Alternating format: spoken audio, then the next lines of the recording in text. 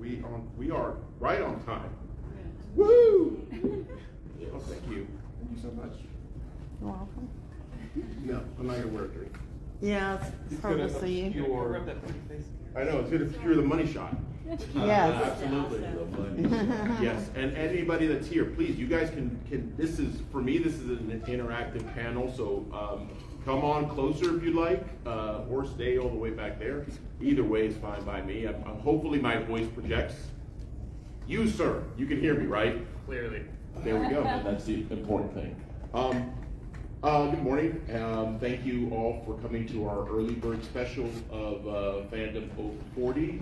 This panel is dedicated basically, or the concept is, as us in the generation, specifically Gen X, I think we have a very unique perspective on pop culture that no one else has, prior to or after.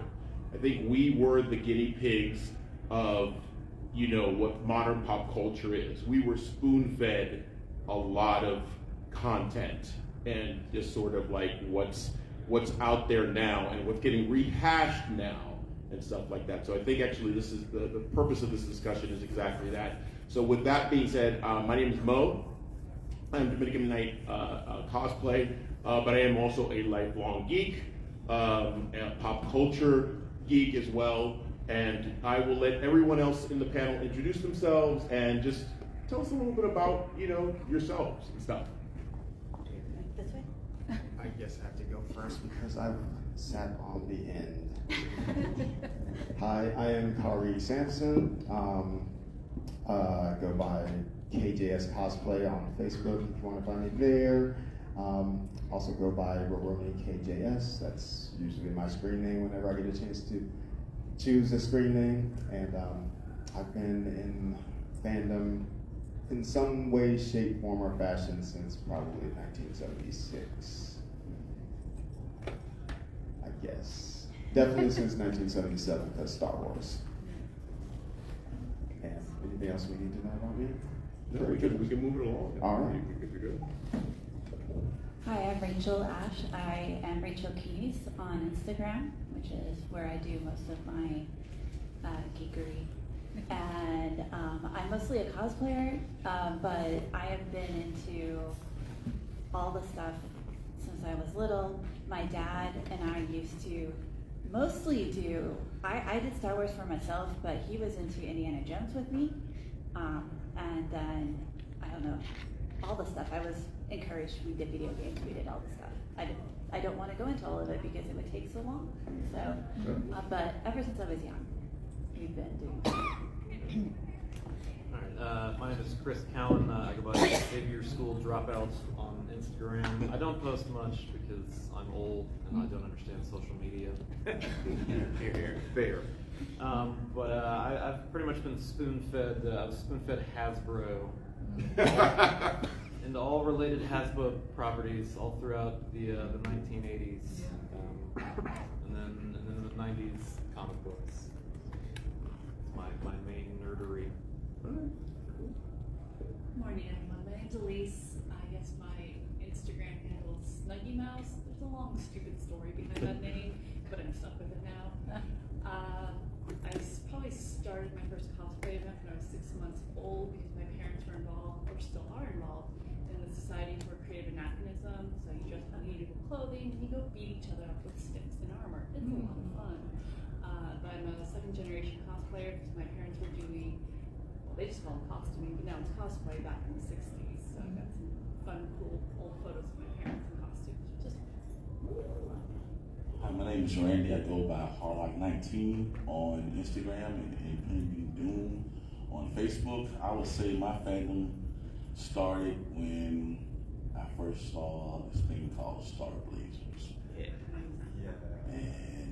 And at that time, there was nothing on TV like it. I mean, it's still one of the greatest theme songs ever. So, but I'm also a cosplayer. If you guys ever seen a Thulsa Doom cosplayer, that would be me. Also Kingpin. So, and, I just been into the fandom my fandom's all over the place. So it's just cosplay, comic books, anime, cartoons, whatever. And also, if you want somebody to bake you something extraordinary, I'm your guy. Yeah. I said it for a He's already offering his services, so feel free to hit him up. But yeah, so this is, part of the great experience of being a Gen X. How many of you guys are Gen X in this room?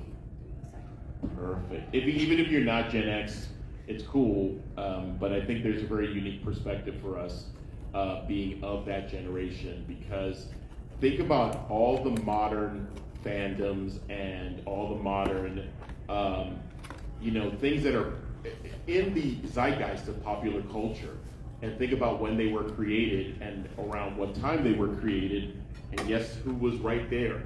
When you think about horror, icons of horror were Jason, Freddy, Michael Myers, all in the same, actually, in the same. When you think about sci-fi, Star Wars, I won't say, Star Trek to some extent. Star Trek a little bit, but Star Wars, Dune, not the book, but obviously the movie. These are things that actually came into existence. Toys, commercials that we were basically told were cartoons, and they were told, hey, listen, this is a cartoon where we're advertising for 30 minutes about this kind of stuff. And then you have, again, that was all Reagan era regulations being yes, we're a product of that too.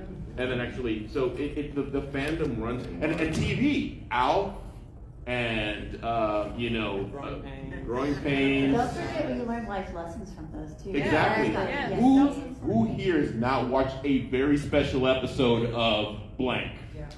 And who here has not had to, say, now I know. Right. G.I. Joe. Everybody here knows that actually. Everybody, and then Don't forget about He-Man and She-Ra having the message after the end. Exactly. And just everything in the zeitgeist. Like specifically, I think of things that I quote in my daily life. And I think about things like, for example, somebody will say something to me and I'll be like, I learned it from watching you, Dad. Every time. I'm so excited. All of that stuff. So. Well, I grew up with, when I was young, Star Trek and Speed Racer, and the Spider-Man animated series originals, the Batman, semi-animated. That's one thing I don't understand about cartoons. Today they talk about so much violence. And Speed Racer, somebody died. Battle of the Planets, they were taken for keeps. They were just like throwing little, and people were dying and blowing up and everything. Johnny Quest. Johnny Quest, yeah. Race was a killer. I don't want to go too far before introducing Dana, actually, our last panelist. Hello, everyone. Dana, tell us a little bit about your fandom, tell us a little bit about yourself then. Tell us things. Origin story. Origin story, yes. Of course, I was a little early because I'm staff. As far as my origin story, my cousins, I was the first girl in my family, and all boys ahead of me on my mom's side. So they're the ones who introduced me to comics, action figures. I was playing with G.I. Joe and He-Man, action figures, all that. And then, of course, we had to watch cartoons. So Saturday morning, get up at 6 in the morning, get our big old bowl of cereal. We're going to be watching He-Man, She-Ra, G.I. Joe, the Munchie Cheese,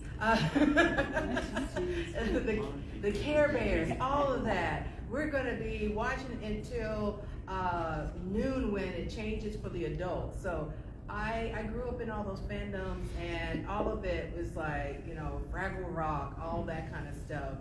Whether it was cartoons or live action, we had the good stuff. We did. I mean, again, and even commercials, again. Yeah.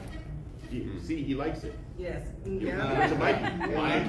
likes that. I mean, all of this pop culture stuff that really, at the end of the day, I think commercials engraved. it is they're core memories that you just basically, you and I think it's passed on now to now where for us, we see this, these things sort of as little sound bites. Like Did you guys have that HBO commercial, the one that had all the weird like guys trying to ask you out and the stuff like, or everybody?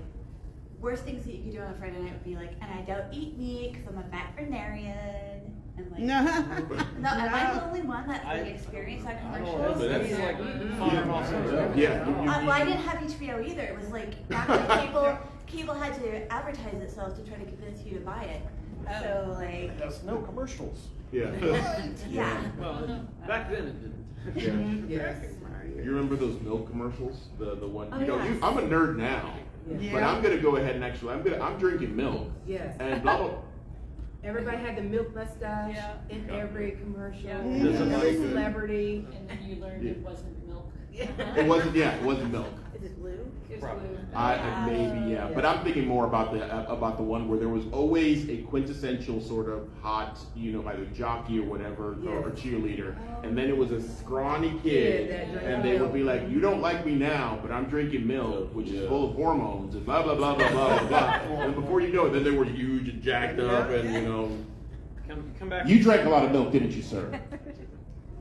I still do. There you go. There you go. Did anybody ever remember partying with Spuds McKenzie? Oh my God, yes. Yes. The ultimate party animal. Yes. Spuds McKenzie and Joe Camel. Oh, wow. Like a Cool Joe. Camel Joe. This is what I really think they need to bring back, and this was one of those aimed at girls who showed this like gorgeous model on a poster, and Yes. the little girl in front of the mirror was like, I wish I looked like that. And then this very plain Jane woman like popped into her bedroom, and she's like, well, that's me. And they're like, I don't believe that. And then they showed her going through like 5 hours of makeup to turn this plain woman into this gorgeous model. Yeah. I think they need to bring That back back, those yeah. type of advertising for the kids today that are inundated with Instagram ads. Yes. Yeah. False beauty. By the way, those mics are very weak. Y'all need to hold them. Okay, Sorry. hold it close, okay. Yeah. Yeah. Except for us loud people like myself. Yeah. You don't have a problem with me. All right, so awesome. So I do have a couple of questions. Actually, I wanted to just sort of round one. So what was you've already said it, Randy, but you could throw in another one. What was your first fandom? Like fandom in the sense of like, was it cartoons? Or like, what was the one that was there that you're like, hey, that was a fandom that I remember being what got me sort of started on this journey? Comic books, superheroes. I don't know if it's not my very first comic, but it's the first one that I remember buying and remembering and reading to death till it like fell apart. Amazing Spider-Man number 198. Cover has Spider-Man surrounded by multiple images of Mysterio, and he's like, which one is my real foe? And it ended with a cliffhanger, and I didn't learn what happened to Spider-Man after that cliffhanger for 8 years? Because it came out in like 1978, and oh gosh, it was probably 10 years before I got 199 to find out how did he get out of that situation. So that was kind of the start of me being fascinated with comic books, although I had already learned about Spider-Man through Electric Company back in the days before. But then that's when I read the first comics and started learning big words from comic books, because I learned a lot of big words like eclectic and prognostication from comic books first. So yeah, this comics was first, but Star Wars came even before it, and Star Blazers probably sealed the triumvirate of stuff that I like in this band. Is that America Chavez that just walked in here? It is.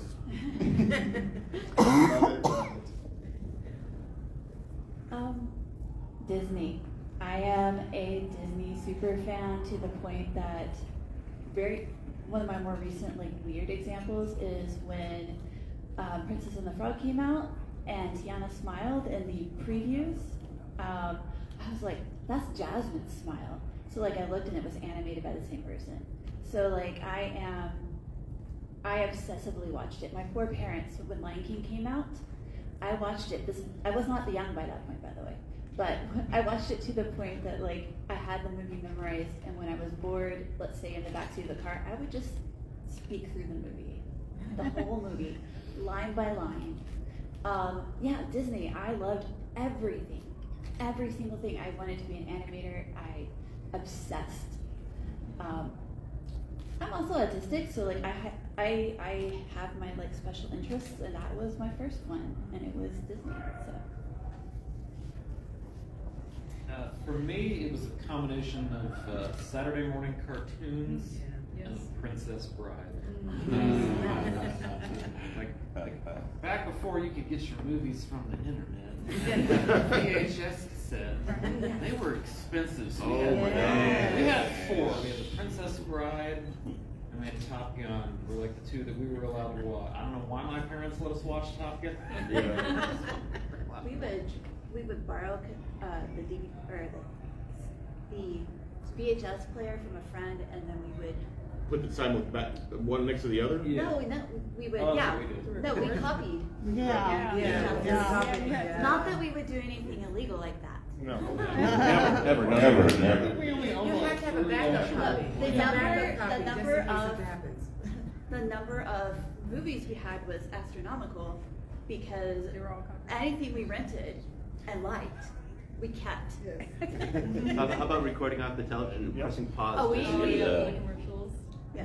Did anybody else here during the, and again, pop culture, MTV, we are the MTV generation as well.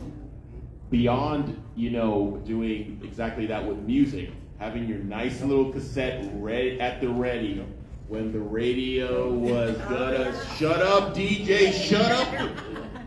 And now, welcome back. No! Oh, when they would sing at the end of the song? Yep. Did you ever have, we had this one that was notorious, she would sing the end of the song with it. Oh yeah, singing over the How can you show your love to somebody, to your crush, if the DJ's jumping in right at the end of this damn song? Because I'm trying to make this mixtape. We'll have it tomorrow. I'm sorry, we got off track. Go on. Y'all Continue. use the mics. Okay, can you hear me? Yes. Yeah. Okay, good. Sorry, it's the end of con. My voice is a little. It's okay, just hold it closer. The first fandom I can remember being obsessed with was She-Ra. Yes. I had the castle, the swan, Nice. the horse. Like I had it all. I still have them. My parents shipped them to me for like we don't want this anymore. But I went back and I was like, I loved She-Ra, these core memories, and then I watched it. Do not watch your childhood cartoons. They are, I feel so sorry for all of our parents while we obsessed over these cartoons that have terrible writing, acting, animation's horrible, but I love them. Yes. As I said before, I think mine was like I said, Star Blazers, but anime is mine. But I didn't know it was anime. To us, it was just cartoons. You didn't know what anime was. So it was Star Blazers and Captain Harlock. My name's Harlock. I love me some Captain Harlock. I mean, he was like the coolest guy. He's a space pirate. He was smoking, and even though I don't like smoking. Smoking in the cartoon. Hey, exactly. Also, he was a drinker too, so it's like, oh man, he always had his wine and stuff, and but it really turned heavy in anime with Robotech. Robotech was so ahead of its time. I mean, you had interracial relationships, you had transgender guys. I mean, it was like just. Robotech was out there, but as a kid, we didn't think nothing of it or whatever. But as an adult, you go back and look at it, like, that's a dude dressed as a woman, and he's a sneaker. What? And this was made in 1983. What? So it's like, anime is not today's anime, but anime is today's stuff. But yeah, I just say anime was my start to fandom. Bugs Bunny did drag first. Hell, but True. It wasn't as serious as Robotech. Yeah. For me, for my fandom, the initial was the tie between Wonder Woman and She-Ra, because I was like, as a girl, as a lead, and she's strong. Oh, yeah. And then, of course, tying with it was anime. It's actually a friend of mine. I stayed the night over a friend's house, and we went to the video rental store for any people that don't know about that. And she went into, and this was the first time I saw it. They had an anime section for this particular store. I never saw it at other stores. And she just goes, her parents let her go in there. She just grabs what she wants because they think it's just cartoons. And she introduced me at 8 to Akira. That was just like, well, at least it wasn't Ninja Scroll. Yeah. Oh, she was debating between that and Ninja Scroll. And she was like, I'm gonna go with Akira to introduce you to. And then we watched that, and then she put on what hooked me for anime, Yu Yu Hakusho. As soon as that intro played, it was just like, we all dancing in the living room. So yeah, that set me for anime because it was just like, just seeing the progression of the characters and things like that. It was just like, but yeah, I'm kind of on you. Like, I did that mistake and watched She-Ra again. I was like, this is not the same as an adult. No, not at all. Didn't survive the test of time at all. When I try to explain to like the youth, it's like, Get off my yard. you know, like, you don't have like multiple streaming platforms to watch every anime ever. I was like, we had whatever 5 beat-up tapes for a Blockbuster. Yeah. So like, my Or- Blockbuster, we had So Akira, we had Ninja Scroll, and we had Ghost in the Shell.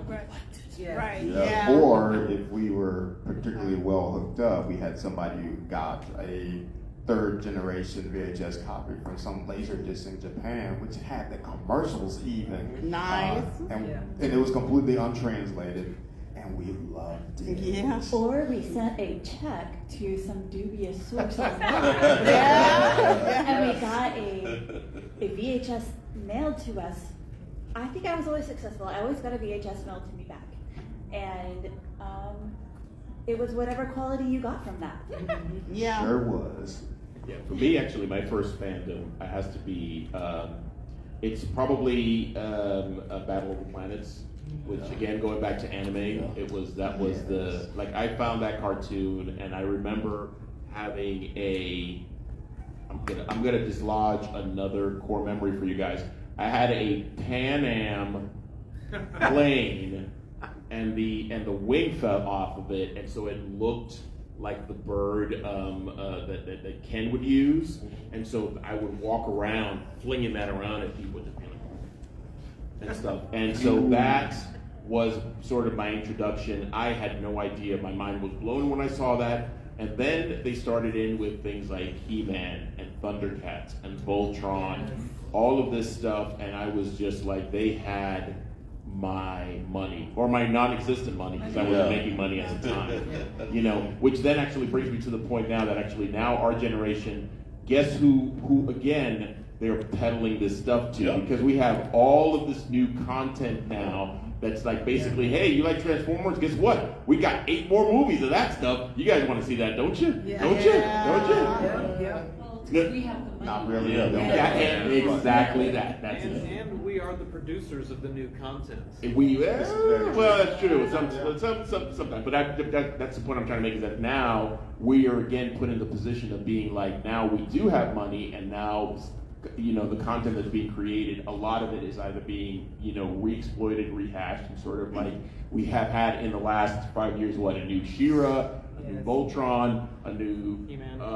He-Man, two new He-Mans.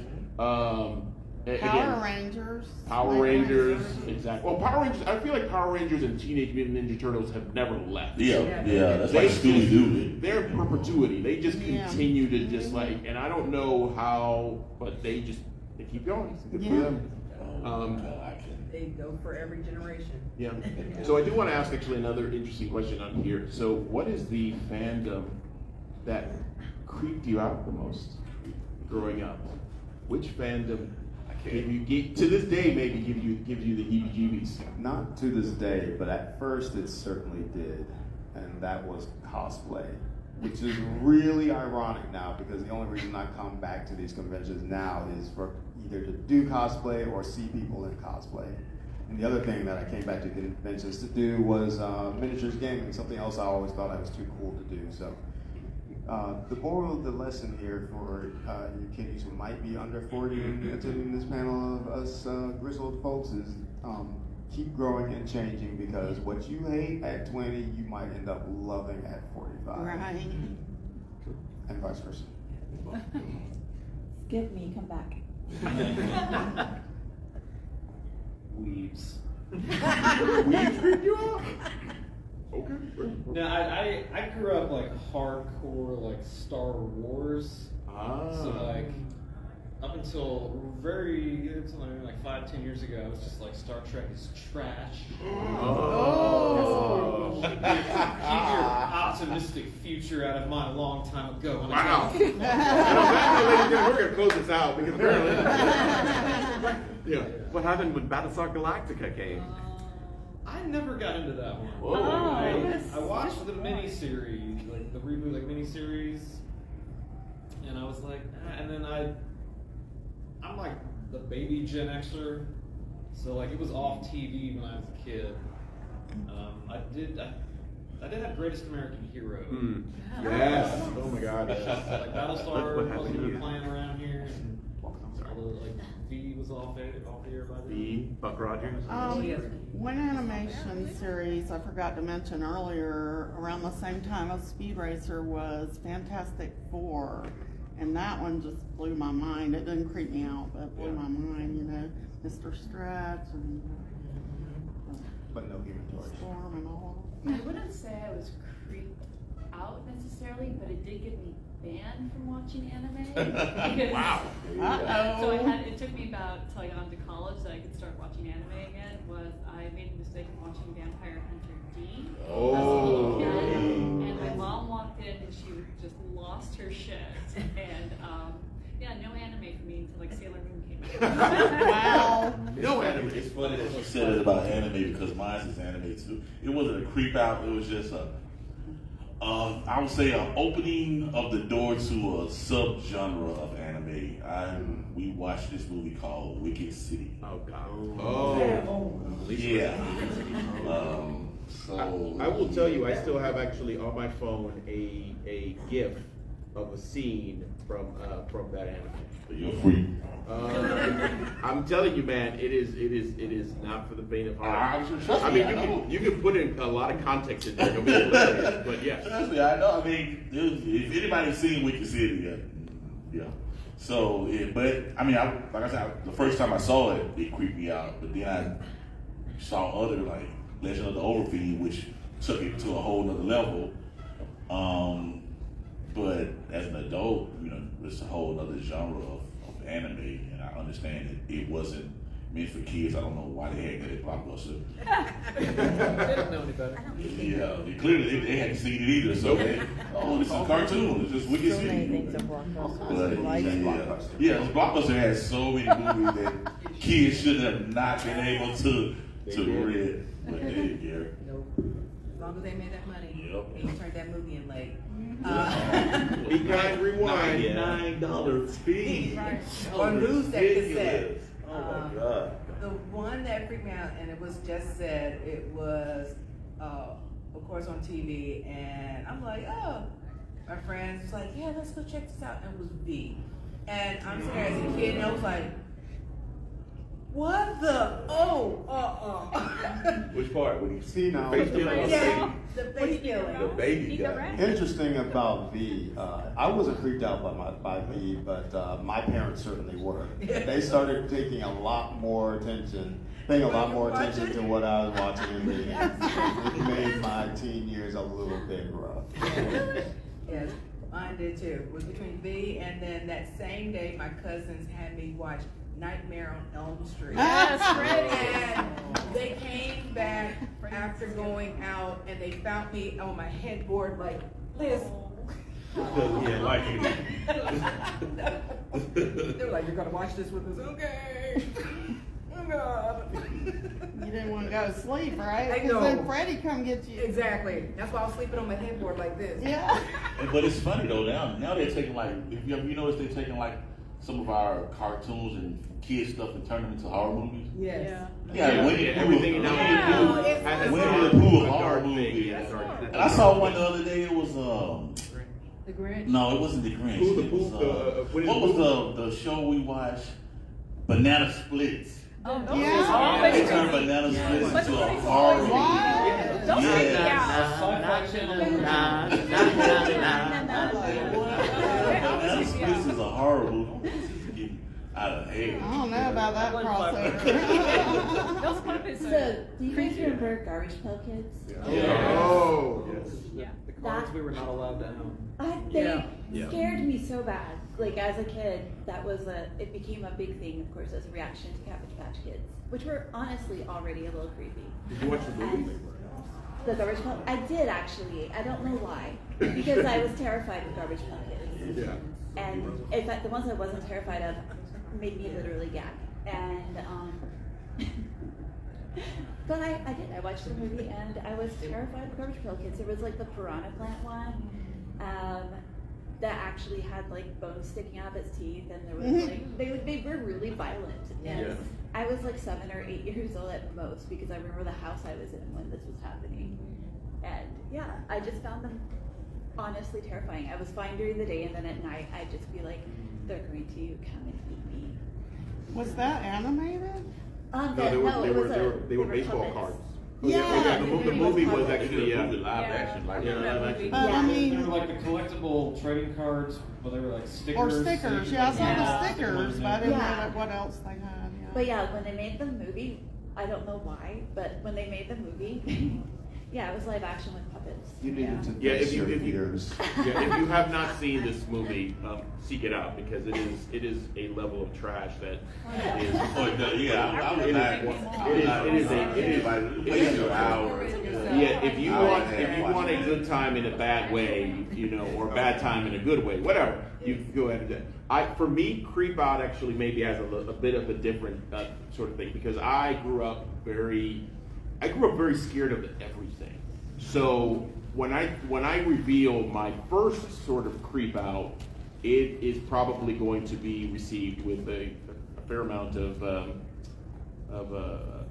laughter, I would suspect, or maybe not, or tears or whatever. I remember the premiere vividly of Michael Jackson's Thriller. And when the creature effects that they did for his transformation, and then at the end with the yellow eyes, when I tell you that I was, and I remember being excited, because it's like, it's Michael Jackson, we're gonna watch this video, it's gonna be great. And at the end of it, I was just like in a ball, like behind a door, like being like, no. And they're like, and MTV was just like, you saw that video? We're gonna run it again. and things like that was actually. It was an hour-long special. Oh yeah, it was an event. It was an event. Vincent Price. That creeped me out, and again, here's another one, and I remember my dad getting mad at me because I got creeped out. I got creeped out because it wasn't gonna even premiere. That was the thing. They were putting on another show, and they were doing the preempt where they would, in front of it, well, your live scheduled program won't be shown today, blah, blah, blah. Another one that freaked me out, and this may be because I have a thing with eyes, was The Incredible Hulk. The Incredible Hulk, every time Bill Bixby did it, I was out of that room. Nope, not doing it. Nope.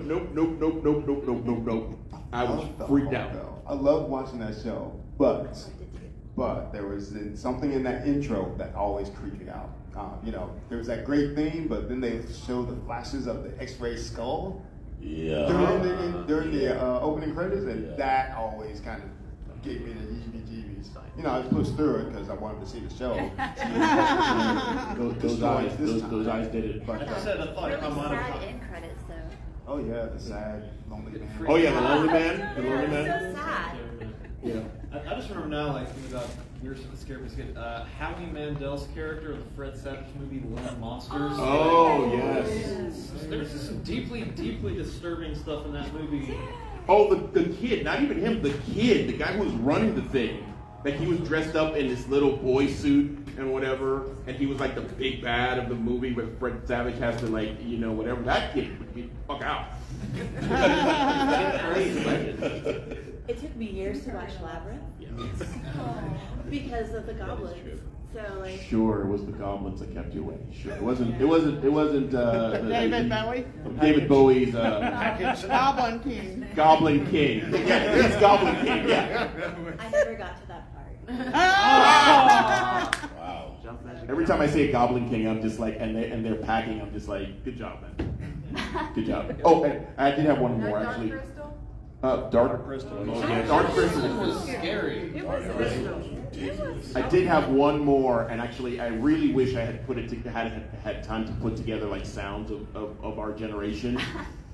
Every time Unsolved Mysteries came on, that theme song creeped me out. I don't know why. And then having Robert Stack come out of the fog, I was just like, trench coat. Yeah. Nope. Pass.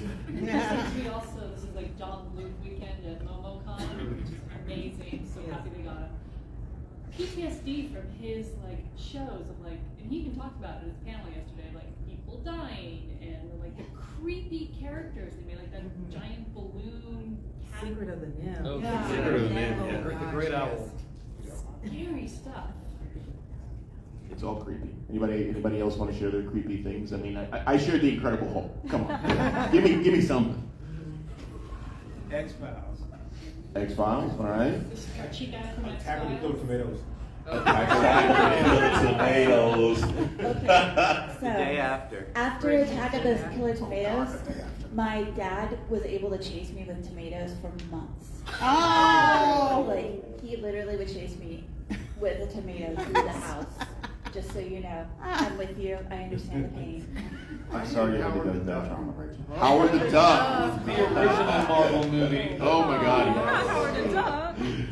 I think it's on Amazon now or something. I'd just love to know who decided it was going to be a great idea to take like genuinely creepy like late 70s horror movies and turn them into like Saturday morning children's cartoons. Attack of the Killer Tomatoes and the Toxic Crusaders. Trauma. I actually like went back and watched the original like Toxic Avenger and I was like, this is not child. No. Oh no, that's the great thing about actually the 80s. That No. 80s you could make anything into cartoons. I mean, there was that. Rambo had his own cartoon. Rambo, First Blood is about a war vet coming back and dealing with PTSD. Let's make that into a Saturday morning cartoon. Nothing says Saturday morning cartoons like Rambo, and Chuck Norris had his own. Mr. T had his own. Like RoboCop. And they actually figure had a cap gun built into it. Yeah. Like, I'm surprised they didn't do anything with Friday the 13th. I think Friday the 13th would have been a great cartoon. Just like imagine, if you will, a Roadrunner and Wile E. Coyote situation. And Wile E. Coyote is Jason. And you have him chasing whatever the campers are, and they're always setting up traps. And blah, blah, blah. That would be amazing. Friday the 13th like NES game where like you just had to outrun Jason. Oh my God. Wasn't that basically Tom and Jerry though? Yeah. Again, yes, and violent too. But that's the thing. Like, I'm surprised that they didn't. Some executive didn't go ahead and say, you know what? You know what would be a good cartoon? That Jason guy. That Friday the 13th. That's the way to do it. I feel like we also had really dangerous toys. We did. Oh my. Let me bring forth a gripe I have about that. They only did that for the action figures. Barbie never got to have projectiles, and I wanted Barbie to have projectiles. You had to take it from the action figures so you could allow her to do that. I know. Like, she should have had a rocket launcher.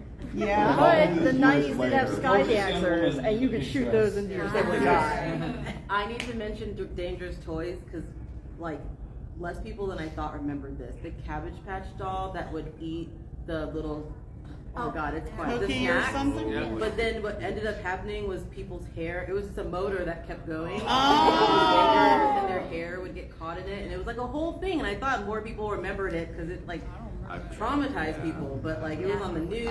I remember recalls on the Easy Bake Oven. I remember like, all that stuff. Like people were just like getting themselves burned. We had the creepy crawler oven. Yeah. So like it was like just a metal tray with just like a plastic goop in it. Yeah. Kind of like Shrinky Dinks. Yeah. We are the reason the warning labels. The flexible flyer, like the thing you'd sit on, and like lawn darts. I'm telling you, the Boba Fett action figure. I'm still mad about that Boba Fett action figure. We ordered that thing and we were supposed to shoot the rocket and we got it and that thing was stuck in there. It's like they lied to us. And that is exactly right. We are the generation that they said, you know what? No. Let's go ahead and actually recalls. But let's stop killing children. I know, I was gonna say, because they were still letting us to do things like lawn darts. And then they're like, oh, throwing spiky things in the air might get people killed. I don't know. Or letting us ride in the back of the pickup trucks with no seatbelts or anything. Smoking in the room with kids. I remember actually thinking to myself, in retrospect now, and especially because I'm a father now, imagining putting my child on a Power Wheels in the middle of the street. You know, like this little thing where you're just, and you're constantly doing the whole. I think there was a vote. Come on, seesaws. Oh, yes. Would you like to speak up, small person? No. You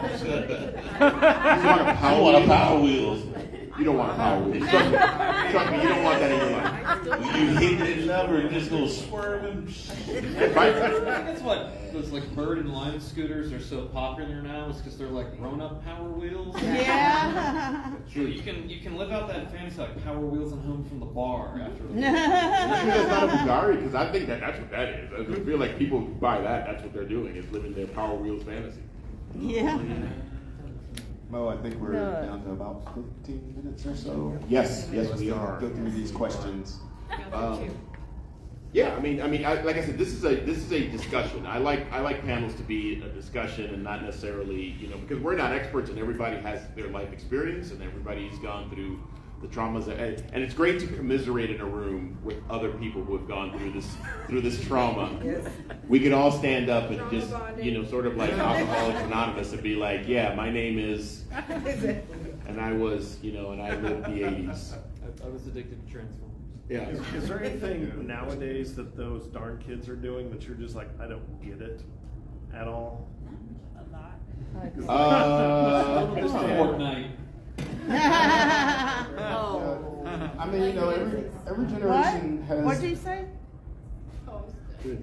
Yeah, every generation has their new thing, and I'm all in favor of all the options that these sweet summer children that we did not. Right. Yeah, I think the only thing I don't fully understand is like the TikTok dancing people do, and like how awkward they look when you see them in the wild filming. I don't get it. I don't know, but I'm just grateful that we didn't have cameras. We lived our own awkward sort of internet experience. And there's no evidence. That's the good part. No evidence. Yeah, we didn't have that. We had the getting on that AOL disc for that 2 hours. You wanted to go ahead and get in there and just go ahead and let it whatever and get into those chat rooms. Remember age. Date, Yep. And remember, you couldn't be on the phone at the same time when you're trying to use the internet. There's somebody way in the back there. Yes. So, funny story with that. So my mom, speaking of that, my mom said, you can't get online until after I go to bed because I don't want to miss a call. And in retrospect, I'm like, that's not something you want to tell a teenager. I never did anything because here's the hallway. My computer's right here. If my mom, so basically anybody coming down the hallway can see that screen. I'm like, I ain't risking it. You know what? You had late night AOL and channel 99 on the cable box. Oh my God, yes. I saw a squiggle. Oh, there it is. That's when I had that back button on the remote control. You were like, nah. I don't think the next generation or the generations after get to appreciate some of the things that things that they take for granted now. Like, for example, again, we had Blockbuster. They have Netflix and Paramount TV and Apple Disney TV Plus, and HBO. shall I go on? Yeah, Crunchyroll, Disney Plus. Like, I can go through a whole, and all they've got to do is this, and it's there. They'll never get the pleasure of a Saturday night being like, let's go get a movie, and then being out of that movie and being like, we gotta get the no frills version of it. Look at how quick the movies are on streaming now. I like a week after. I mean, we had to wait like a year. Yes. ET on DVD. I mean, not DVD on tape. But now it's like soon as the movie's a week after, it's right on streaming. It's digital. The part of, or my favorite is going to Suncoast and doing a pre-order so you can get it 3 months later. Anybody here have any mail from Columbia House? DVD Club. I still have a few tapes. I did. I paid my penny for the 12 CDs, and then I did the CD of the month. I love music, so I'm like, I'll keep this one. I'm like, Mom, I need you to write me a check for $5.95. Here's the money I made for the 12 CDs, but $40 for shipping. I gave all my CDs to my son. Aww. Yeah. He's a big music lover. He collects vinyl and CDs and all that stuff. So. Nice. But yeah, he's discovered my 90s music and he really likes it. So there is that cool passing of the torch happening as well. Well, yeah, they're all ending up as TikTok songs now. Yeah. Oh yeah. I mean, there are constantly times where, and I will. Yes, I'm going to embarrass you, just so you know right now. That is my spawn right there. Yep. So sometimes I will catch her listening to songs, and I'm just like. At first, I'm like, oh, cool, she's gotten that for me. No. It's from some TikTok song. And there's songs that I'm just like, how did you find this song? Like, how did you get exposed to it? How do you know about How do you know about Sweet this? Summer Like, Child. Exactly. That Queen and and I'm just like, how did you, it's the tickety talk. I call it the tickety talk. Tickety talk. I was fortunate enough, my older brother is 15 years older than me. He was born in the mid to late 60s, so he had the full teenage John Hughes experience, and so anytime he would come to visit, he just had a bag of cassette tapes, and he's like, we're watching Breakfast Club, we're watching Weird Science, we're watching Pretty in Pink. Here's the Cars' greatest hits. Here's some Depeche Mode. Mm-hmm. Yeah. Nice. Yeah. And and the other thing they're never gonna get an experience. I need you to close your ears. Earmuffs. Never think. hear what they were saying. Yeah, never this is going into the more adult sort of thing. They don't have the experience of knowing what it is to have a site like Mr. Skin, which was a thing. I don't even know. What?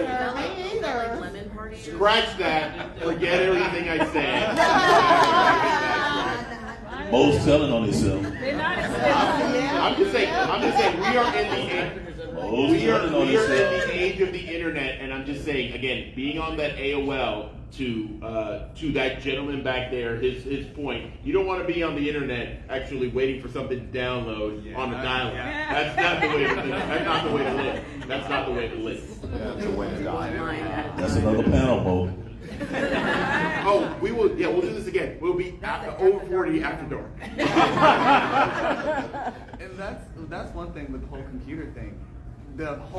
This is the family computer. Nobody had individual computers. Yeah, there was so individual computer. That was only We one. had 2 TVs. There's no TVs in everybody else's house. No, there was the You had it in the parent family TV, and then there was the family TV. Right. I remember my grandfather's remote. And Yeah. He's sitting right there. Go turn TV. And the computer was also in my parents' room. Remote. You remember doing this? That's what I'm saying. No, I'm saying I was his remote. I had to get up and hold the antenna. These are the things that this next generation isn't going to experience. Again, they have things like Pandora, whereas when we talked about that tape thing, you want to get your mix. You could go ahead and go to Pandora and pick whatever song you want, whatever playlist, anybody else's playlist out there. You don't have the pleasure of taking actually that physical copy of a tape. Are you sure that's pleasure? Well, no. I would say this. It did teach us. I think actually it taught us actually, time management, and it taught us actually, the ability to go ahead and actually be ready to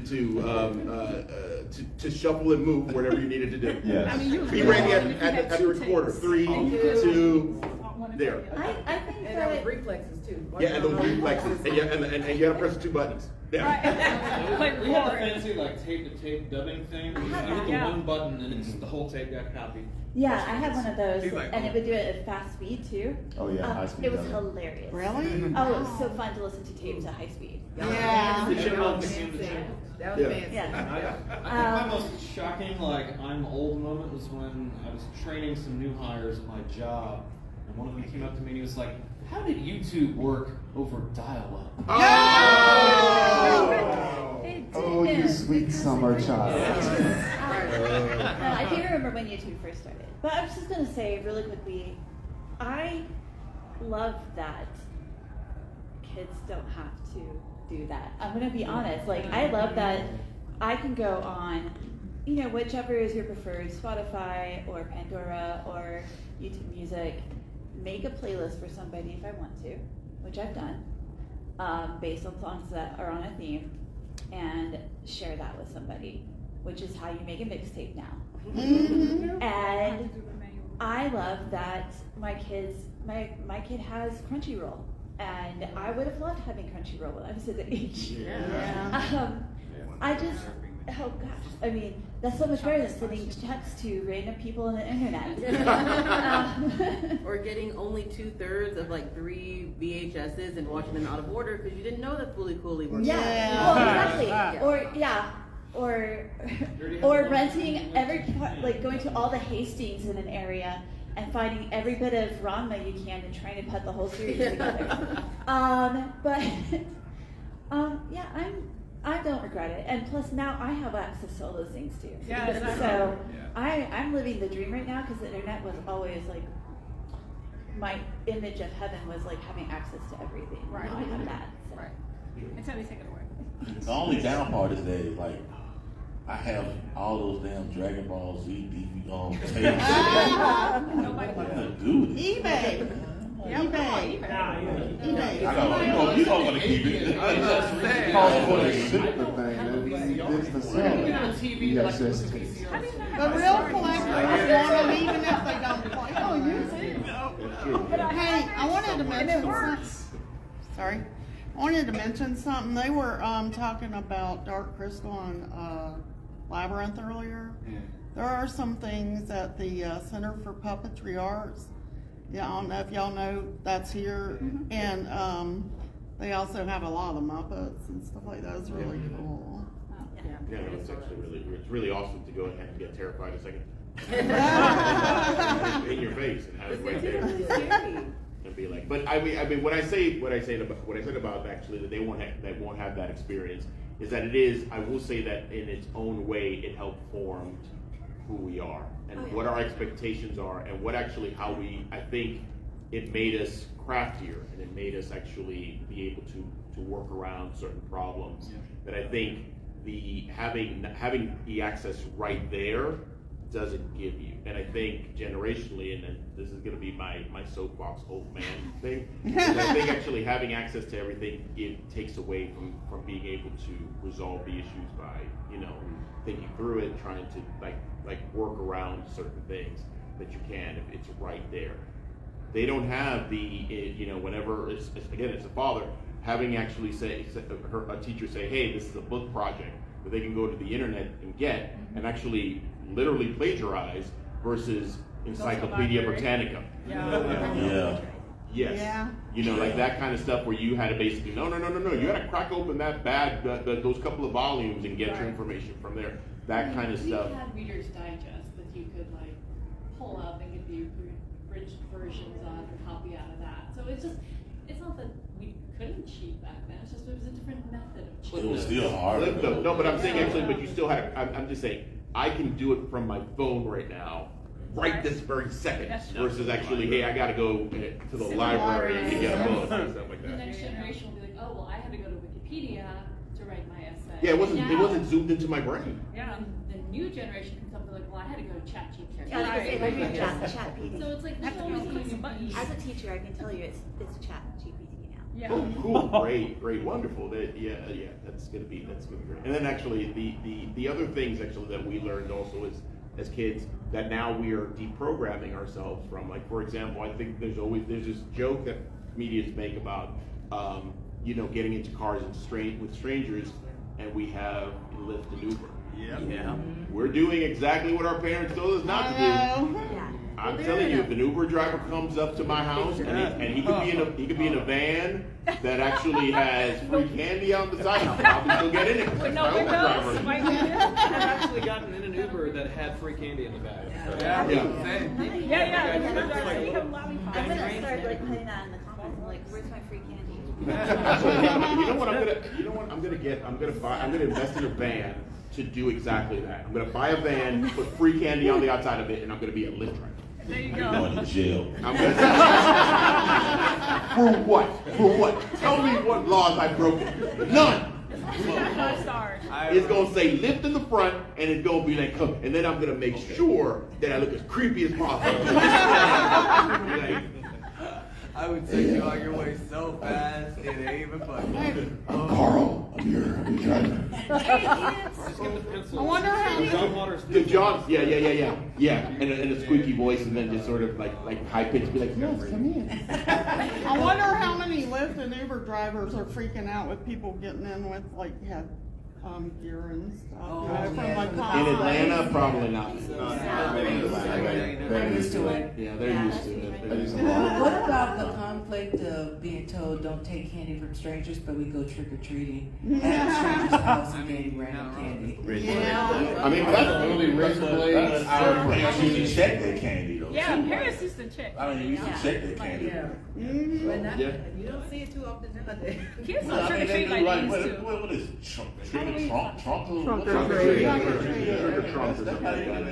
But see, the trick or treating, I think, actually has been going on even longer than we were, and I think that was sort of like the acceptable. Hey, you can take things from strangers. But that's the only time. That's the only time. Every other time, don't take candy. But unless it's actually, unless you're dressed up, then you can. Right. Which says so many levels of so many other things. Then you're even stranger. That is true. But that's the point I'm trying to make, is that's some of the experiences. We've got just a few minutes left, so let's wrap up. All right, wrap up thoughts. Actually, we had a question or. Yeah, so speaking of strangers, how many friends do we have on the internet that we've never met in person? Way back when, like those Facts. don't meet on the internet, but we have Facts. so many friends on the internet. I'm like, oh, I finally get to meet you in person at this time, right? Facts. A couple of people on this panel were like that for me. I'd never met them in person, and now I have. I'm so happy. IRL. Yes. And no one's a murderer. No, it's what we know. All right. So yeah, actually, to Elise's point, yes. Let's do some wrap up. So, any final thoughts? Anything you want to share with the world, with your fellow Gen Xers, or even with the younger generation that's sitting here? And and thank you for coming. If you are not part of the Gen X generation and you're sitting in here and listening to us tell you guys to get off of our lawn. Cherish your childhood before whatever studio that owned it went out of business, and now no one knows who owns the rights, and we can never find it again. Ooh, I can hear myself. It's true. Last Dragon. Last Dragon? Nobody knows who owns the rights to Last Dragon, so we won't get our Shona origin story. Well, hold on, aren't they trying to do a See, there's the debate right there. I thought it was Motown. I thought it was Gordy. See, no one knows. No one knows. Well, Barry Gordy was the producer, wasn't Yeah. he? maybe he doesn't have There's the some rights. folks who want to do like You got, an distribution origin of. rights, you got the music rights. Yeah. Like WKRP in Okay, that music is Cincinnati definitely will never be good aired noise. again any of the original music because they can't afford it now. Yeah. Because that was not in the contract back in 19.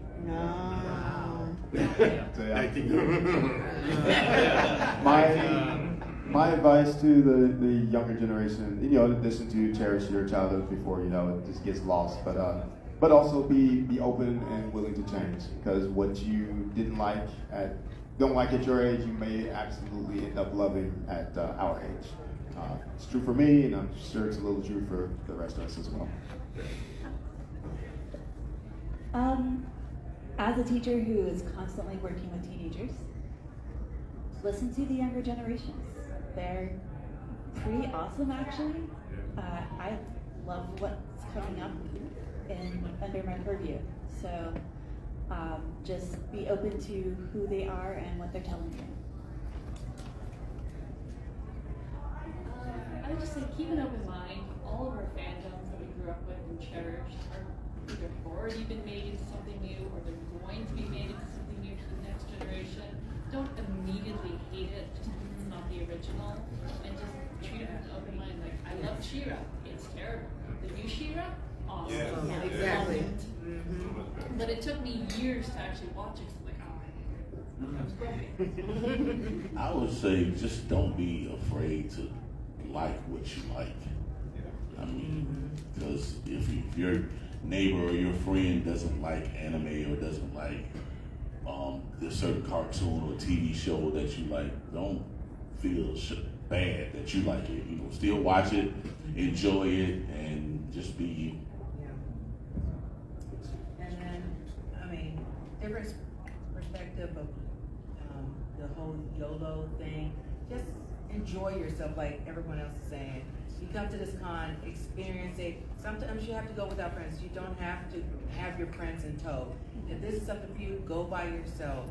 You have a lot of times you have to learn to enjoy things by yourself, so you don't have to worry about being lonely or having those other feelings. Yeah. I guess my party thought, and actually it's a little bit to piggyback off of yours as well, is that the creation of something based on a fandom that you like for the new generation does not make your fandom and what you liked before obsolete. Yes. If you do not like the new stuff, fine. You don't have to watch the new stuff. If you don't like the new Ghostbusters, great, wonderful. Go watch the original Ghostbusters. You don't have to go and crap on the new one because you feel like it. And the same thing actually with like Star Wars. You don't like the new Star Wars? Cool, great, wonderful, whatever. You still have the old Star Wars. They're still there. They haven't gone anywhere. Enjoy your fandom as it is, because the fandom actually, again, we are just like any generation, we are eventually going to phase out, and that next generation is going to be the next set of consumers. And even though they're treasured things to us, it doesn't mean that we can't share them and have them share that experience. So thank you very much to our panelists. You guys are so amazing. Thank you all for coming out today. And I'm sure we are all going to be meandering around. So if you want to talk more old people stuff, get off my lawn. Group picture with the audience? Yeah. Yeah, picture with the audience. Come on, everybody. Oh yeah, if you want to, yeah, sure, let's do it.